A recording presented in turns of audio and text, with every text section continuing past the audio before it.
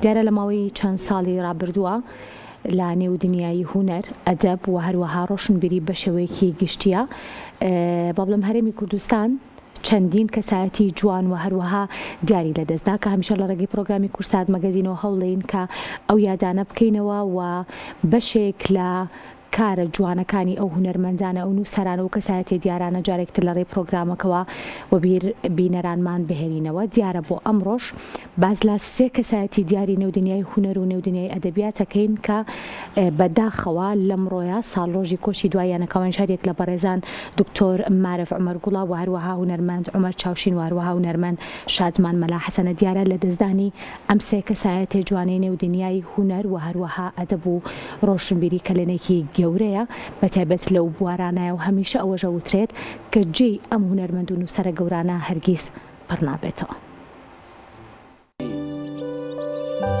نانی سواری ماچی قەرزی تۆ لەکوێ بووی کاتێ ڕەشی بەگم لەرزی کاتێ ڕەشی بەگم لەرزی لە چلەی هاوینە قاچی تەزی.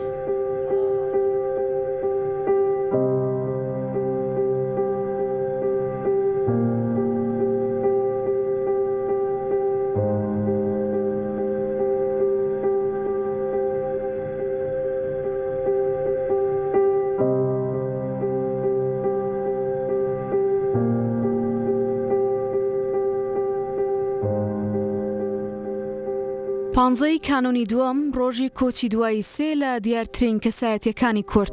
2 ساڵ لەمەوبەر لە پانزەی کانۆنی دووەمدا هەردوو هونەرمەند شادمان مەلا عازیز سەحاف و عومەر چاوشین ماڵ ئاواییان لە دنیای هونەر و نواندن کرد. هەر لە هەمان ڕۆژدا لە ساڵی 2022 دکتۆر مارف عومەرگوڵ نووسەر و شاعیر و یاساناس کۆچی دوایی کرد. دکتۆر مارف عومەرگوڵ کەسایەتی ناسراوی شاری سلێمانی و ڕۆشنبیر و نووسەری کورد لە ساڵی 1956 لە گوندی هەشەزینی سەر بە شارەدەی سەنگاوی سەر بە شارۆچکەی چەمچەماڵ لەدایک بووە. ساڵی 1982 لە زانکۆی بەغداد بڕوانامەی بەکالیۆریۆسی لا یاسادا وەرگرتووە. بڕوانامەی ماستەری بواری یاسای نێودەوڵەتی بە زمانی ڕووسی لە زانکۆی کیێڤ لە ئۆکرانیا وەرگرتووە. هەر لە ساڵی 1995 دکتۆرای لە ئۆکرانیا تەواو کردووە و ساڵی 2012 پلەی زانستی پرۆفیسۆری لە زانکۆی سلێمانی وەرگرتووە و هەر 5 زمانی کوردی، عەرەبی، ڕووسی، فارسی و ئینگلیزی زانیوە. دکتۆر مارف یەکەمین کەسە کە لە بواری جینۆسایدی گەلی کووردا نامەی ماستەرەکەی دەنووسێتەوە بە ناونیشانی ئامڕازە یاساییەکانی بربەندکردنی تاوانی جینۆساید لە یاسای گشتی نێودەوڵەتیدا. لە هەمان زانکۆ و لە ساڵی 1995 تێزی دکتۆراکەشی بەناونیشانی کێشەی کەسایەتی یاسای نێونەتەوەی گەلی کورد لە یاسای نێودەوڵەتیدا دەبێت.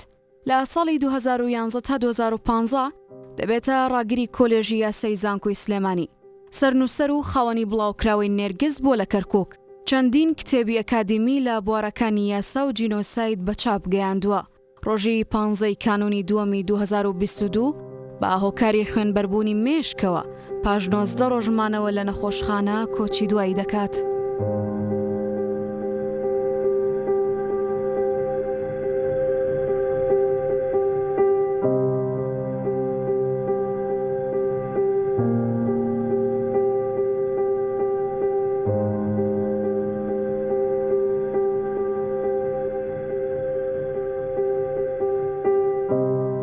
نواندنکار و هونەرمەندێکی ناوداری کورد عومەر چاوشین لە دایکبووی ساڵی 1942 گەڕەکی گۆیژەی شاری سلێمانیە. لە ساڵی 1967 لە تیپی نواندنی سلێمانی وەکو ئەکتەر بۆتە ئەندام. بەهۆی کەمی و نەبوونی هونەرمەندی ژنەوە لەو سەردەمەدا و بە دیاریکراوی لە ساڵانی 60ەکانەوە تاوکو کۆتایی ساڵانی 80ەکانیش عومەر چاوشین یەکەمین هونەرمەندی کورد بووە ڕۆڵی ئافرەت بگێڕێت. عومەر چاوشین خاوەنی چەندین کاریشانۆیە کە سەردەمانێک یەکێک بووە لەو کارانەی بینەرانی ئەو کاتە بە تامەزرۆیەوە بینەری بوون.